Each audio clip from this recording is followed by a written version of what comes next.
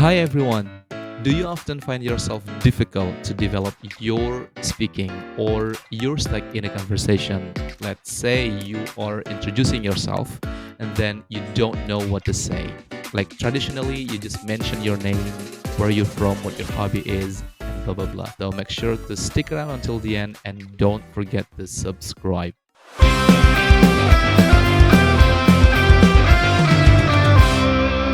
Traditionally, we often introduce ourselves by introducing our name. Like, my name is Jazz, I'm from Indonesia, my hobby is reading, my hobby is playing football, and blah, blah, blah. And then finally, you're stuck. You don't know what to say. If this is what happens to you, then this is the right video. Okay, here's the first step. The first step you need, or we need to do, is that don't stop after mentioning your name at the beginning. For example, like, well, my name's okay. When you're about to introduce yourself, my name is Jazz. Don't stop there. You have to elaborate, you have to explain things behind your name. For example, my name is Jazz, and I love my name very much because my parents named me Jazz, which is taken from my grandparents, something like that. So there is a story, or you can tell actually another story behind your name.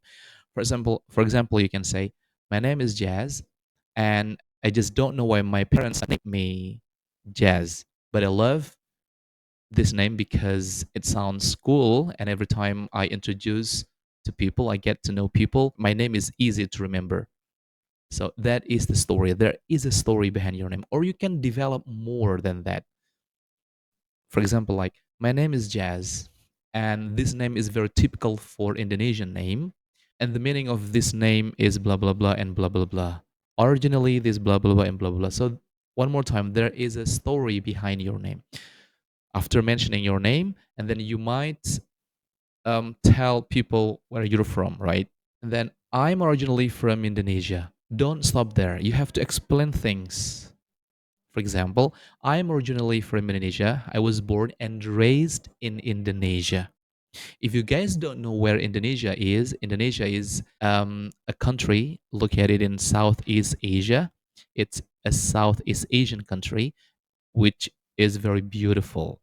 If you're introducing yourself to people from Indonesia, you may tell where you're from, not only the country, but the region you live. I mean, the place where you live. And then you can tell the story, everything related to that place and and the place you were born, right?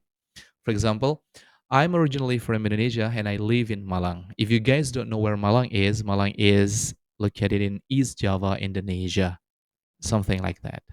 I love Malang very much, and one of the most interesting thing about Malang is football. Everybody loves football very much, and I'm really happy to be born in Malang, Indonesia, because I love football as everybody, just like everybody else.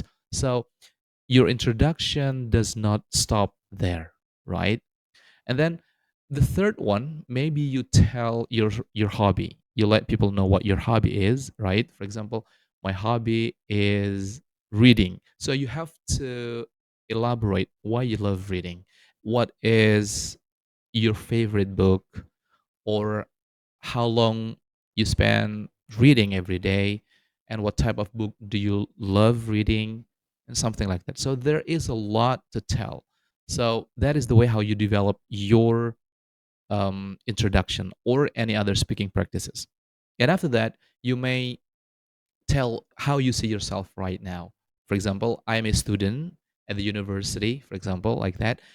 And you also, in your introduction, you also expect something for the future. What do you expect? What do you look forward seeing yourself in the next 5 years? For example, I'm a medical student, um, and I see myself in the next 5 years as a doctor, for example. I love caring, I love taking care of people, and I love helping people with my knowledge. I am really interested in medical science, something like that, and that is um, what I wish to be in the future. So you are what is that? You are seeing yourself in the future.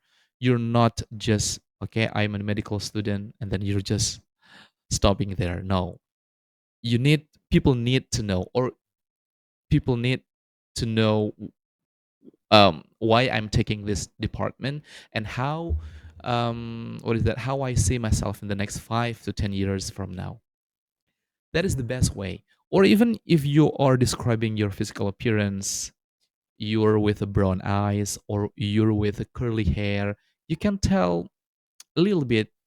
Maybe someone looks like you in your family, and then maybe someone you're somewhat similar to your sisters, brothers, and other family members. So that is the best way how you develop what is that? How you develop speaking. Because when you speak, don't stop there. If you're mentioning your name, so don't stop mentioning your name.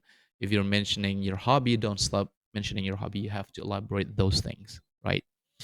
And also, you can apply like timing.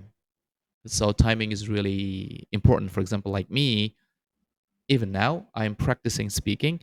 I'm I'm timing myself. For example, how long I make conversation. I mean, I make myself introduction. Is it 5 minutes? Is it 10 minutes? Maybe today you're making 5 minutes and then tomorrow you're making 10 minutes. So there's always way, there's always materials and topic to talk a lot about your introduction. For example, if you're practicing an introduction or if you're practicing another topic. So there is always way. And another thing that you can do is that by using mind mapping. If you're not practicing introduction, if you're practicing, let's say you're talking about a specific topic, you're given an assignment, your teacher or your lecturer assign you to perform something, speaking class, for example, about holiday, for example, right? And mind mapping, the work, how mind mapping works actually. So you're giving some branch, something like that. So you have the core topic, which is holiday, and then you elaborate by jotting down the key things. For example, the place where you're spending your holiday, and then the main activities, and then how you go there, and then what is that? How does that make you feel, and who go along with you in your holiday? So these 5 topics can be your materials to practice speaking, right? For example, okay, my latest holiday, I went to the beach with my family. Don't stop there. We need to let people know what beach is this. Okay, the beach is it's considered a new beach, and the weather is really fresh and pristine, something like that, right? So you need to give a little bit like soft touch about that particular place. And then why you go to this place?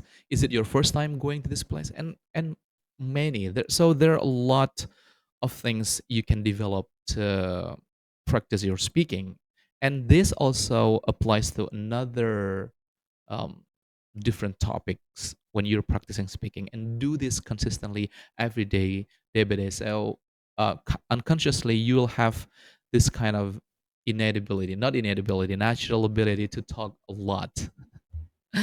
Okay, that is how you can actually develop your speaking. And then when you encounter new words that you don't understand in English, just skip it first. That's what I often do. Just skip it first, and then later on, we try to recall words that we don't know in English, and then we find the best words or phrase or expression or whatever in English.